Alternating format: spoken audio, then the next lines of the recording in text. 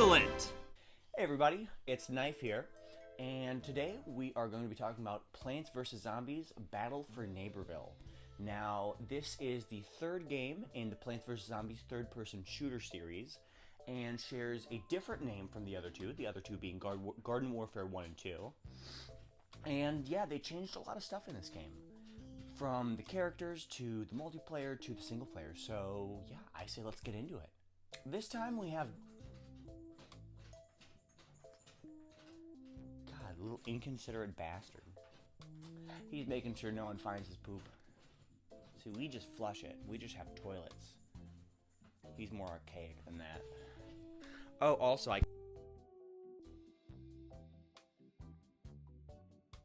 So this time around, we have Giddy Park, which is an amusement park as opposed to, like, a neighborhood. And it's your main hub this time. So you're able to go to all the multiplayer things, the single player things. There's also, if you go into the main hub, where like the main theme park is, you're able to battle against other players, which can be pretty fun. It can also be a great way to learn one of your old favorite characters again, or a new favorite. There are also two other worlds that each team has. So in these worlds, there are 5 main objectives to do, there are a bunch of collectibles to get in each world, and there are side missions, like how there are the bounties. And in these bounties, you find a character that is really strong, it'll show you. Right there. So you find these boxes, and out pops a really strong character, and under a given circumstance, you have to defeat them, whether it be defeating one certain enemy, or defeating an enemy last, or in a certain time frame. They all could actually be a pretty fun challenge, and I definitely recommend them, even if you're not a big completionist. There are also 5 chest challenges per map, which take multiplayer modes and add fun challenges to them. They can range from easy to crazy, and you get more coins depending on how hard it is. And playing through each story can be some pretty good XP too, so if you're trying to level up character, I'd say that's a pretty good way to.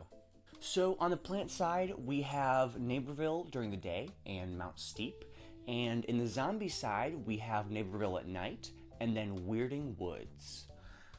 I would say of all of these, I think Weirding Woods is my favorite. And yeah, I gotta say, they've really improved on the solo missions. The comparison from last game to this game with the solo missions is just insane. I would say each map feels pretty fleshed out, giving a lot of things to do. So they've changed a lot of the characters in the games. Some big changes, some small. And I say before we get into the new ones, let's touch on the old ones. But now the scientist though. I'm not trying to touch anywhere near him. So the pea shooter is now a lot faster, its sprint cycle looks a lot more to its hyper ability in past games, and its hyper ability now gives it the ability to float in midair as opposed to sprinting.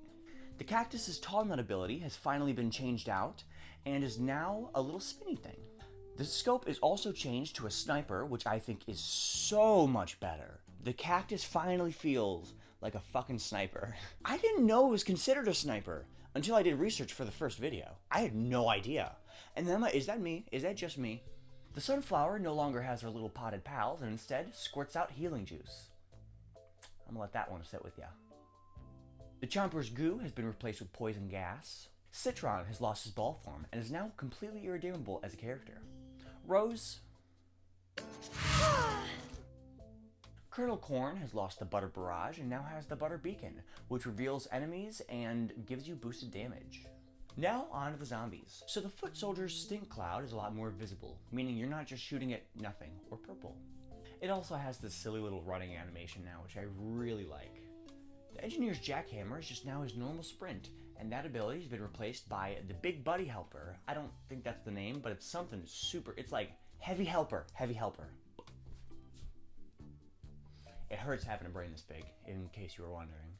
The Scientist Heal Station is now just a little ball that heals for a few seconds, and the Scientist now has the Healing Hose as a secondary ability, which will put the players above max health when healing.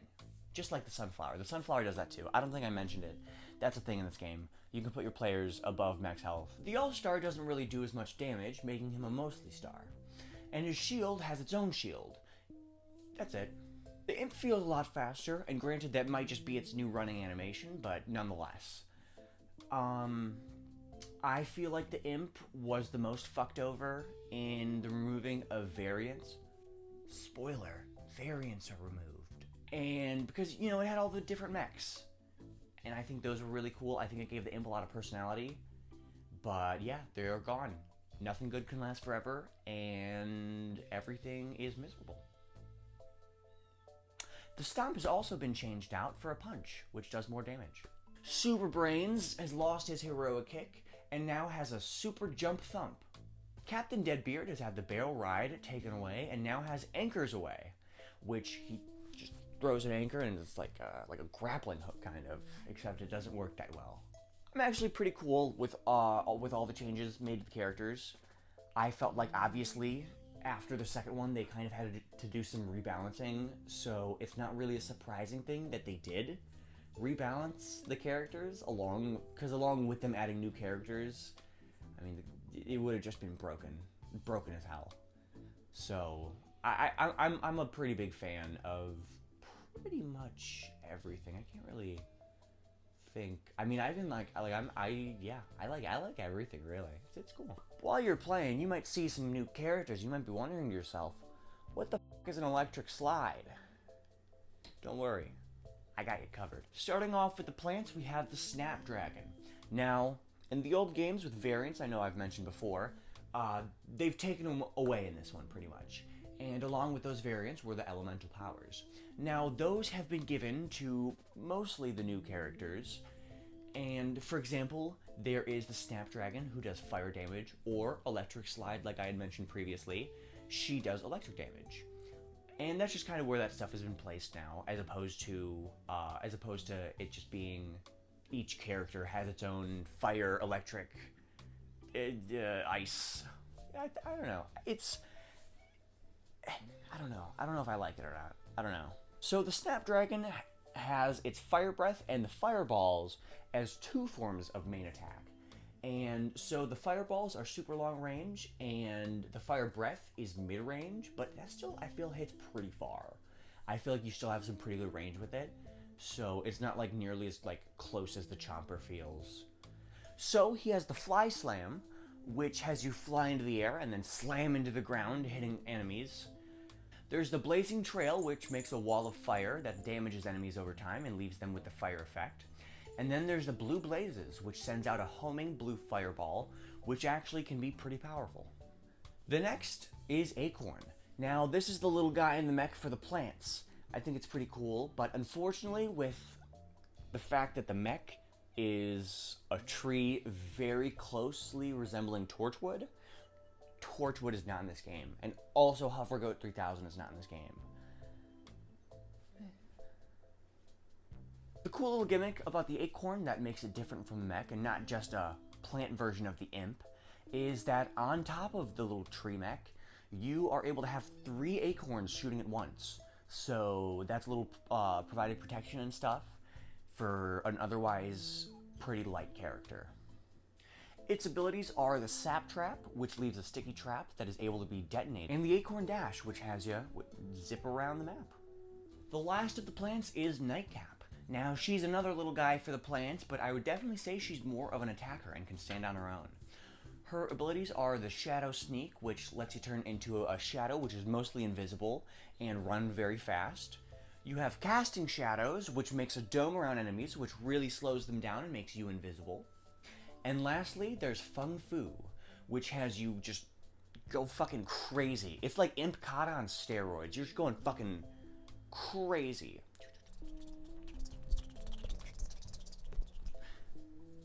Now on to the zombies. So first up, we have the 80s action hero. Now, he has a crossbow as his main weapon, and the thing about the crossbow is the longer you're holding it in scope, the less spread out it is. It starts off with 5, and then 3, and then 1, and then that 1 does a lot of damage. His abilities are the Dynamite Dodge, which has him dodge in any direction, dropping a live dynamite in his place. The Never Missile, which has him shooting out missiles that are never missing. And the last of his ability is Rocket Ride, which has you fly up into the air on a rocket and shoot a barrage of mini rockets down below. The next character is Electric Slide, and she sings little songs while she runs around. Her abilities are the Disco Tornado, which has her send out a small electric tornado doing massive damage to enemies. The Out of Fight, which has her become pure energy. What? Like that energy Whitney Houston had?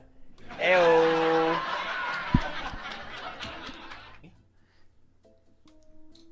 And with that, she's able to run away from opponents. And the last we have is the Fuck You Bouncer. Now, that's not what it's called, but that's what it feels like. You are essentially picked up like a toddler and thrown into the other room. The last of the new characters is the Space Cadet by Gunna. Now, she's probably my favorite of the new zombies. I think she's just got some cool abilities and can just get some damage in, like really solid damage. I think it's just cool. She has the Gravity Smash, where she flies up and then drops that thing on the enemies, dealing massive damage. The Big Bang Beam, which fires a few precision lasers. And the Station Inflation. If you want to know more about that one, look up Plants vs. Zombies Inflation online. But for real though, this has you switch into a floating station, which gives you a few abilities of its own. There's the Space Force, which increases rate of fire and ability cooldown. And the Crafter Maker, which has you fly up and shoot enemies from below with a massive laser beam. Now, I know that I just said Space Cadet was the last of the new characters, but I lied. There's actually a few characters that you can unlock for 500,000 coins per. 2 on the zombie side and 1 on the plants. So, we'll start off with 2 of the characters, actually, because they are pretty much just mirrors of each other. So on the plant side, we have the Wildflower, and on the zombie side, we have the TV Head. Now, both of these are meant to blend in with other NPC zombies that are spawned in the map. They are able to spawn in their own NPCs, and they get damage and armor buffs when they're around NPCs. It's kind of a way to trick the enemy team into thinking that you're just another NPC that they don't have to worry about, when in reality you're a character that can kill them. Lastly, and I actually mean it this time, we have the Wizard, who is a support class for the zombies. His abilities are the Z-Elixir, which makes zombies invulnerable for a short period of time, while also disabling sprinting and jumping for plants. Co-Star has you hover above teammates, giving them buffs. And lastly, we have Spell Disaster, which summons missiles that can harm enemies. So, instead of the variants like the last 2 games, there are now character upgrades. So there are some character upgrades that are given to all of the characters that they're able to use, and then there are some that are specific to each character. So you're able to unlock more of these upgrades the more you level up. Alongside these changes are a prestige system, which means every 10 levels you are now able to rank up, and it gives you more abilities like I had just said, and gives you some stat boosts, I believe. And I think it's a pretty cool way to incentivize the player for playing the characters they like. But don't worry. If you want to stand out from the rest, there are still the costumes, able to be bought from the Rewardertron 3000.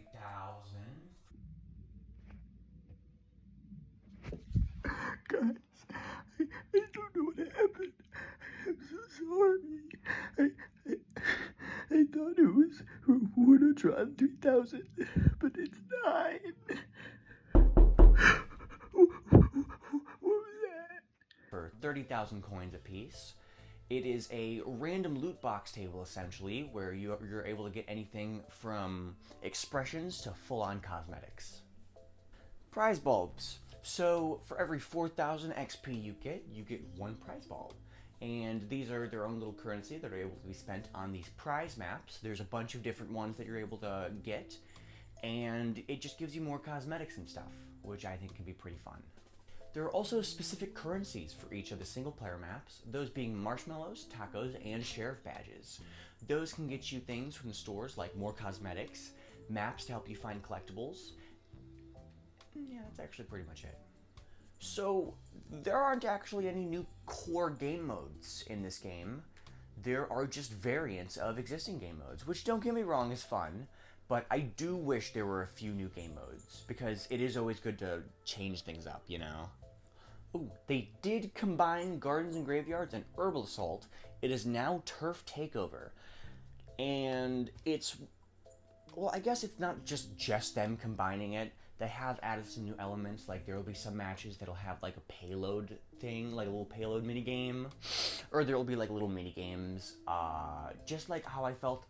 And granted, I could be actually wrong here. It has been a little bit since I've played Gardens and Graveyards in the first Garden Warfare, but I do feel like there would be little change-ups sometimes on the last round for what you were trying to do, as opposed to it wasn't just like, oh, for the 5th round, capture the 5th base. It'd be like, oh, try to go here or do this. And I think they kind of brought that back in this game, and I think it just makes the whole game mode really fun. But yeah, so these variant game modes we have, they change out once a week, and yeah, they can be pretty interesting. So let's just go through them all right now. Battle Arena pits teams of 4 against each other in a map called the Thunderdome. This is also not available on Switch. Boss Team Vanquish is just Team Vanquish, where bosses spawn. Boss Turf Takeover is pretty much the same, except the bosses spawn out of chests this time. Collision Course is a variant of Gnome Bomb, where the only characters you are able to play as are, for the plant side, are Citron, Acorn, and Sunflower, and for the zombies you have All-Star, Space Cadet, and Scientist. Cool Explosions Only is another variant of Gnome Bomb, which only allows you to play as the Pea Shooter, Kernel Corn, and the Snapdragon on the plant side, and Foot Soldier, 80s Action Star, and Super Brains on the zombie side. Double Trouble is a Team Vanquish game mode where everybody does double damage. Harm, Help, and Hinder is a variant of Team Vanquish, which only allows you to play as Acorn, Sunflower, and Nightcap for the plant side, and then the Imp, Captain Deadbeard, and the Scientist on the zombie side. Lunchtime in the Lab is another variant of Team Vanquish, where you're only able to play as the Chomper for the plants and the Scientist for the zombies. My Turf, My Rules is a variant of Turf Takeover, where the only plants you have are the Snapdragon and Rose, and the only zombies you have are Electric Slide and Super Brains. Oops, Too Many Players is a Team Vanquish variant that takes place in the Thunderdome. Power Team Vanquish is a variant of Team Vanquish where Crystal Dog spawns, and once picked up, it makes the user temporarily invincible and gives them a buff to stats. Rando Confirmed is a variant of Vanquish Confirmed, which has you spawn in as a random character each time you die. Rando Ops is a variant of Garden and Graveyard Ops, which has you respawn as a new character every time you die, and at the time of every new match. Space Nuts is a variation of Suburbanation, where you're only allowed to play as the Acorn or the Space Cadet. They have a whole fucking game mode called Space Nuts, just to play as the space-themed character and the Acorn. It's stupid. The Reinforcements is a variant of Team Vanquish, where you can only play as the new characters. Lastly, we have Up Close and Impersonal, which has you play as the Snapdragon or Cactus for the plants, and Super Brains or Captain Deadbeard for the zombies. But yeah, that's it. That is Plants vs. Zombies Battle for Neighborville. And yeah, that's really the entire Plants vs. Zombies series. I mean, there's like the first 2 like games, you know, that are Plants vs. Zombies, but I don't think I'm gonna cover those for a long time. I really enjoyed this. I really enjoyed this, and my cat just did a really cute jump out of the corner of my eye. But yeah, I really enjoyed making these few videos, and I'm excited to see what I do next. So thank you all for watching, and I really hope you enjoyed this, because I know I did. See ya. Hold me now, I'm 6 feet from the earth and I'm sinking.